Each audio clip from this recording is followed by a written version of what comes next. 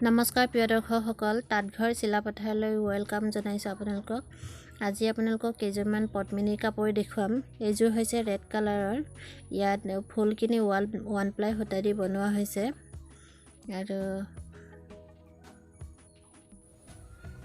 এইটো হৈছে চাদৰৰ পটি হয়। পটিটো থাকিব এনেকুৱা আৰু এপিচ ব্লাউজ পিচৰ কাৰণেও থাকিব। এইটো হৈছে চাদৰ। ইয়াৰ বেক সাইডটো থাকিব এনেকুৱা। গোটেইখিনি ইয়াত হাতে কৰা কাম হৈছে। এটা এটা কৰি ফুলখিনি বসা হৈছে। ইয়াত আৰণাই ডিজাইন আৰু মিচিং ডিজাইনৰ ট্ৰেডিশনাল ড্ৰেছত যেটো গেৰ ডিজাইনত বনোৱা হয় সেইখিনিও মিক্স কৰি ইয়াত বনোৱা হৈছে। গছবুটা পখিলা লগতে মিক্স কৰি বনোৱা হৈছে। এখন হৈছে মেখেলা। আহল বহল একদম ঠিকে থাকিব। বহুত ধুনীয়া ডিজাইন হয়। এইটো হৈছে পদ্মিনী আৰু আসাম পাট মিক্স কৰি বনোৱা হৈছে। ইয়াত ফুল কৰা সূতাখিনি হৈছে ডেঞ্চি সূতা হয়। এখন হৈছে চাদৰ।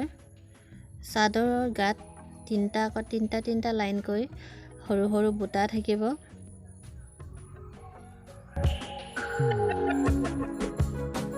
এতিয়া দেখাইছো মেখেলাখন। এইটো হৈছে মেখেলা, খুবেই ধুনীয়া ডিজাইন হয়। এইটো হ'ব ব্লাউজ পিচ। ব্লাউজ পিচটো খুব ধুনীয়া লাগিব চিলাই পিন্ধিলে। এইটো হ'ব চাদৰৰ পটি। পটিখিনিও পুৰা হেভি কৰি বনোৱা হৈছে। এটা এটা কৰি গোটেই মিহি মিহি মাল্টি কালাৰত বনোৱা হৈছে। সৰু সৰুকৈ ফুলখিনি বনোৱা হৈছে। চক একদম মিহি মিহি এটা এটা কৰি ৰং বলোৱা হৈছে।